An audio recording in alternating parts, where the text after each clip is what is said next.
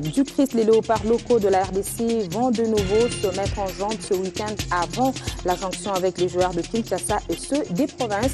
Le dernier acte attendu est la dernière liste de 23 élus pour cette compétition africaine. On va danser au rythme de la Noël avec la chorale Luc Julon qui a livré un concert à l'occasion de ses 20 ans d'existence. Un show réussi. Si vous l'avez raté, vous aurez l'occasion de vous rattraper dans quelques instants. Les FARDC ont relancé ce samedi matin les opérations de nettoyage contre les ADF en territoire de Béni. L'armée congolaise se dit prête à assurer la sécurité de la population de ce territoire pendant ces périodes festives.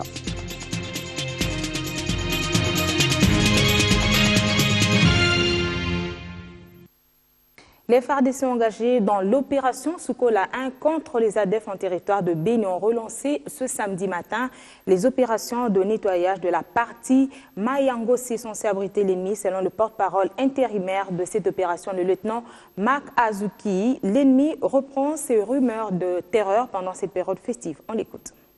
Ces opérations ont été lancées ce samedi vers 2h du matin. Des détonations ont été attendues jusqu'à même à Béniville. Selon les porte-paroles, l'ennemi serait localisé dans cette partie du parc national du Virunga. Donc depuis hier soir jusqu'à ce matin à 2h30, 3h du matin, votre armée avait lancé une opération de nettoyage de la forêt de Mayangossi.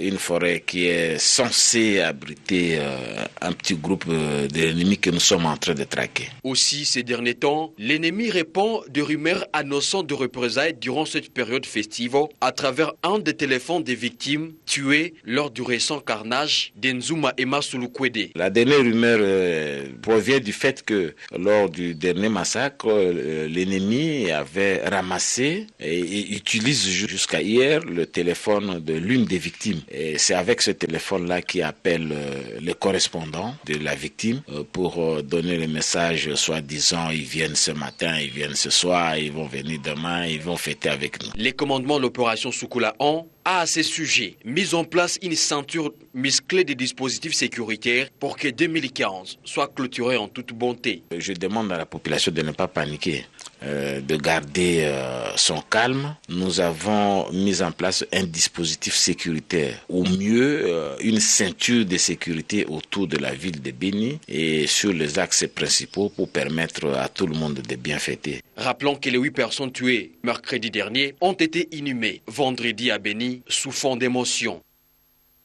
La situation politico-sécuritaire de la RDC n'a pas laissé indifférent le pape François lors de son traditionnel homélie à la basilique Saint-Pierre de Rome. Le souverain pontife a encouragé les Congolais à dialoguer. Pour ce dernier, la tenue de ces assises renforcera l'engagement commun pour l'édification des sociétés civiles animées d'un esprit sincère de réconciliation et de compréhension réciproque. Il s'est également adressé aux populations du Burundi et du Sud-Soudan. Yélin Kabalonti. Dans son traditionnel message de Noël, le pape François a demandé notamment paix et concorde pour les populations de la République démocratique du Congo, du Burundi et du Sud-Soudan, afin que du dialogue se renforce l'engagement commun pour l'édification des sociétés civiles animées d'un esprit sincère de réconciliation et de compréhension réciproque.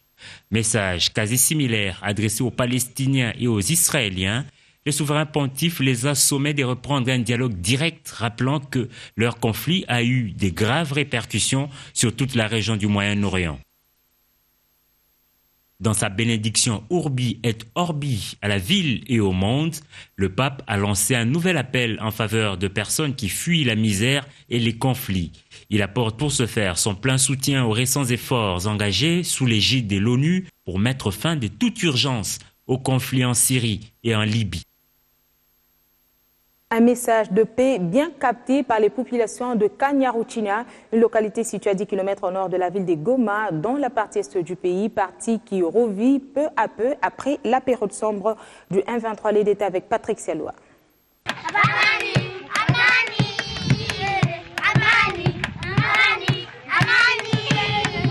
Des enfants qui chantent la paix, sourire aux lèvres, pour fêter la Noël ce vendredi à Kanyaruchinya. Ce qui n'était pas possible il y a 3 ans ici à Kanyaruchinya, suite à la présence des rebelles du M23 et leurs alliés rwandais. C'est ici où était mort un officier supérieur de l'armée rwandaise, tué par les braves commandos congolais pour prendre contrôle de ces villages qui aujourd'hui, 25 décembre 2015, respirent l'air de la paix. Noël 2015 à Kanyaruchinya, c'est aussi un signe de victoire de l'armée congolaise sur l'agresseur que tout le monde portait à cœur. Nous demandons à cette paix soit consolidée, que nous ne voyons pas d'autres guerres dans notre Nyiragongo. Nous félicitons notre armée de la RDC. Malgré les calmes qui s'observent sur terrain en ce jour de Noël, la société civile de Nyiragongo dénonce de son côté l'insécurité grandissante. Après la chute 2023, ça fait la 3e fête de Noël. Pour nous, c'était un sentiment de satisfaction. Mais il y a quelque chose à souligner par rapport à l'évolution de la situation sécuritaire. Surtout au cours de cette année 2015 où la situation sécuritaire a été vraiment caractérisée par des assassinats ciblés à travers les différents groupements du territoire, mais aussi des kidnappings où nous avons enregistré plusieurs camps de kidnapping à travers le territoire, sans oublier aussi les pillages tout au long du tronçon routier Goma-Kibumba. Ici à Kanyaruchinya, les signes de guerre sont toujours là. Certaines maisons détruites par les bombes sont toujours visibles, ce qui prouve la violence qui avait caractérisé le combat pour le contrôle en juin 2013 par les FARDC de ces villages situés à 10 km au nord de Goma. Qu'à cela ne tienne, la paix reprend peu à peu. Une paix recherchée, exprimée aussi à travers les cartes de vœux, réseaux sociaux, messages ordinaires et les vidéos en ces périodes festives. Une traditionnelle habitude qui se révolutionne aussi. Les cartes de vœux sembleraient disparaître avec l'arrivée des nouvelles technologies. Il semble plus facile, rapide et moins coûteux de souhaiter ce vœu à ses proches via les réseaux sociaux, les SMS du moins. C'est l'avis de plusieurs Quinois que nos reporters ont rencontrés. Les festivités de fin d'année, une occasion d'échange de vœux. La méthode traditionnelle, notamment celle de cartes de vœux, tend à disparaître au profit de l'avancée de la technologie. Les réseaux sociaux ainsi que les SMS semblent bousculer les vieilles bonnes habitudes, celle d'échanger de vœux à travers des cartes. Maintenant, avec l'Internet, on a du mal à vendre les cartes. Les gens vraiment ne comprennent pas. Et pourtant, les messages qu'on envoie, les SMS qu'on envoie, ça disparaît. Donc la personne va garder, puis après il va effacer. Ou peut-être il va perdre son téléphone et tout. Mais les écrits, ça reste. Donc la carte, il peut mettre ça quelque part dans un album. Par exemple, nous, on a l'habitude de conseiller les gens de mettre ça dans les albums. Là, on met les photos. Il y en a même d'autres, quand tu l'offres une carte, il peut même acheter un cadre photo, un cadre. Tu voyez les cadres? Donc il achète un cadre et puis met ta carte dedans. Ça va rester pendant longtemps. Certes, les amoureux des SMS perdent la main par le fait d'abréviation, mais le système fonctionne bien puisque la méthode est très rapide et instantanée. Il n'y aurait donc pas de prétextes valables pour ne pas adresser des bons souhaits à tous ceux qui nous sont chers.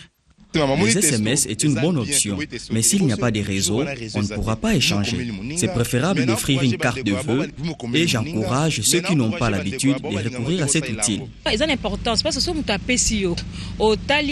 beaucoup d'importance et c'est un signe de considération. On pourra la revoir plus tard et s'en souvenir. C'est avantageux par rapport au message SMS. Donc, de préférence, utilisons la carte de vœux. À l'époque, on n'était pas habitué à envoyer des SMS. Mais maintenant, les Occidentaux nous ont facilité la tâche. C'est encourageant. Le SMS ne résiste qu'un temps, alors qu'un vœu qui reste vif est celui qui est toujours présent et la carte de vœu ne se détruit pas facilement. Les festivités se font passer également comme un moment propice de partage, de rencontre avec les plus démunis. Le secrétaire général du Parti du Peuple pour la Reconstruction et la Démocratie s'est aligné dans cette logique. Henri Mova-Sakani s'est rendu au chevet des personnes du troisième âge et auprès des orphelins partager ces instants festifs. Fatigués, dépourvus de force, presque devenus inertes pour certains, ces personnes de troisième âge ont eu raison de croire au Père Noël, puisqu'ils ont reçu une visite inattendue. Une surprise, celle du secrétaire général du Parti du Peuple pour la Reconstruction et la Démocratie.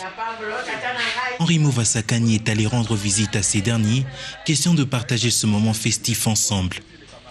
Avec lui, une gamme de vivres variés. Oyebi PPRD philosophie nango ezalaka nde social-démocratie. La social-démocratie wana eza na eloko moko tobengaka solidarité.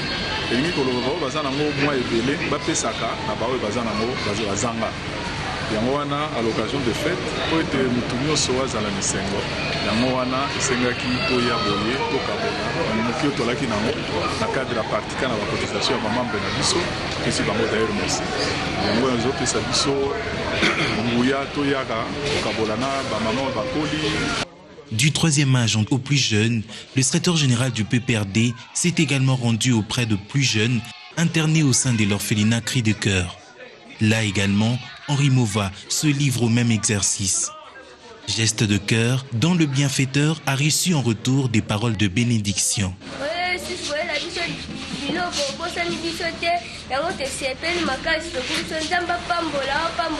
Avec le peu qu'on a, on peut apporter le sourire.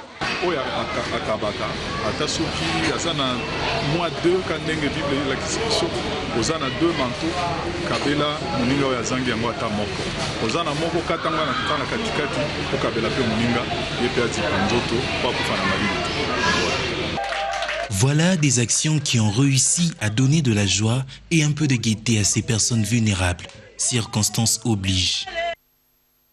La force d'une fête réside aussi dans la cuisine et voilà pour ceux qui parviennent à s'approvisionner. Apprêter le repas requiert plusieurs exigences, surtout lorsqu'on prépare à la braise. Il est conseillé d'allumer le feu le plus naturellement possible et que de le faire avec des sachets plastiques. Cela peut vous être fatal. Allumer la braise à l'aide des sachets plastiques, une solution à problème à laquelle recourent nombre des femmes. Cette pratique en substitution du pétrole qui passe pour un dépannage est sérieusement installée dans les habitudes.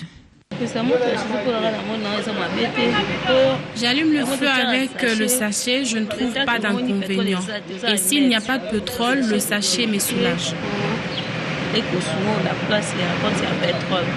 Pour que je puisse allumer un bon feu à la braise, je fais surtout recours au sachet qui contient de l'huile de palme.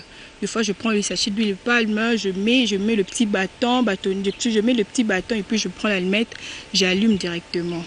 Plus grave, c'est que ces sachets non biodégradables, pourtant interdits pour tout usage, pour sa nocivité sur l'environnement, pendant 5 siècles et malheureusement mal manipulés, deviennent trop dangereux pour sa santé.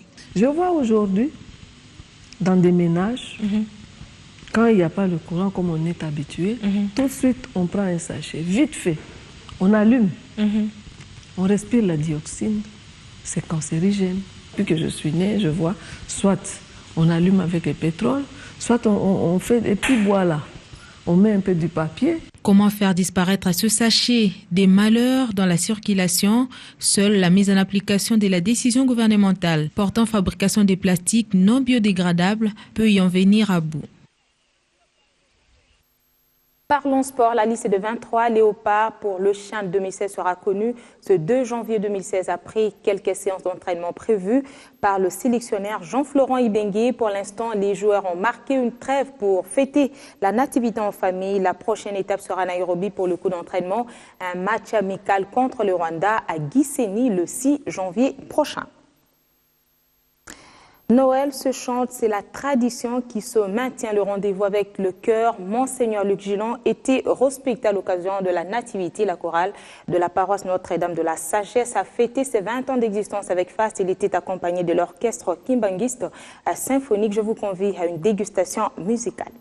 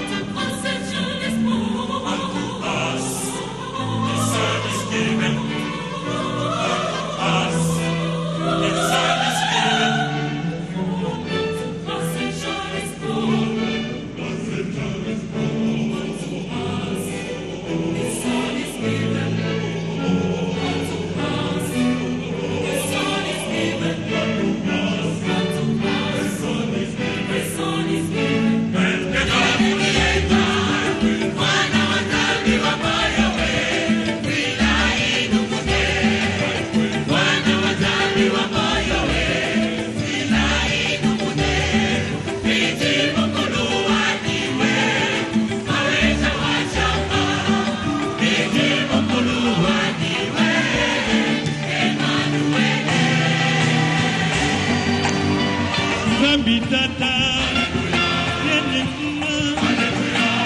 Yanina Bansukani Yadi Kaka Menetula Lutongo na Yanina Yanaka Abuya Zamine Silana Bunuhe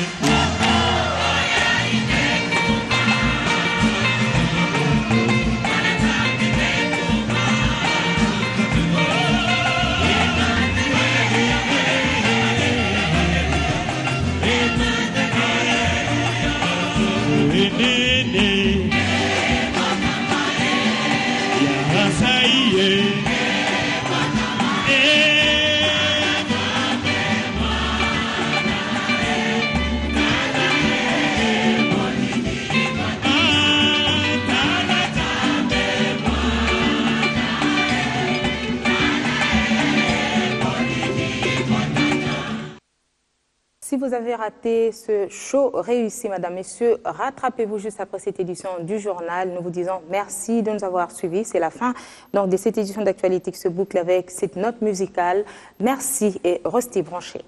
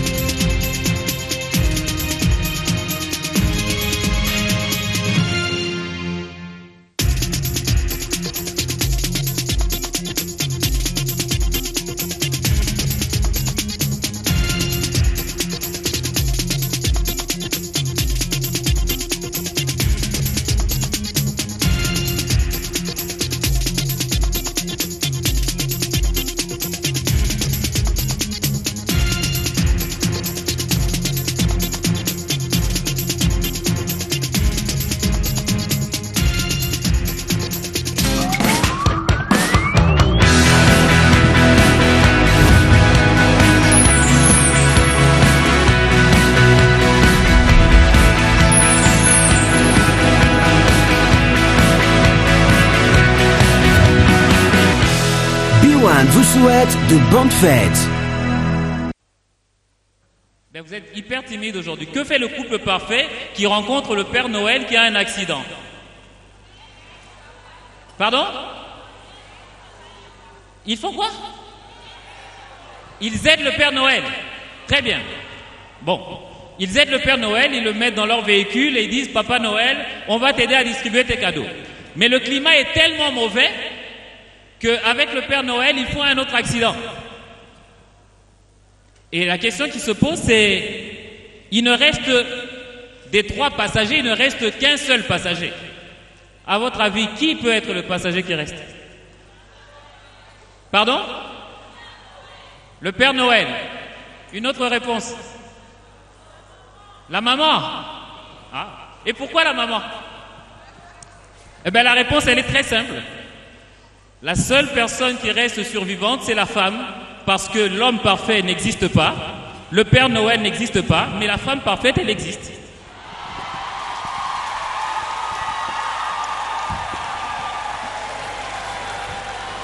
Attendez. Il y a un homme qui a donné une autre réponse. Il y a un homme qui a dit, ben, si le Père Noël n'existe pas, si l'homme parfait n'existe pas, c'est normal qu'il y ait eu un accident parce que c'était la femme qui conduisait. Est-ce qu'il y a des enfants dans la salle? Les enfants sont où, les enfants? Je veux entendre des cris d'enfants. C'est plutôt timide parce qu'il y a des enfants qui vont arriver et ils ont besoin que vous criez très fort pour eux. Alors je vais reprendre, je vais faire... À 3, vous criez. À 3, tous les enfants crient Noël. À 3. 1, 2, 3.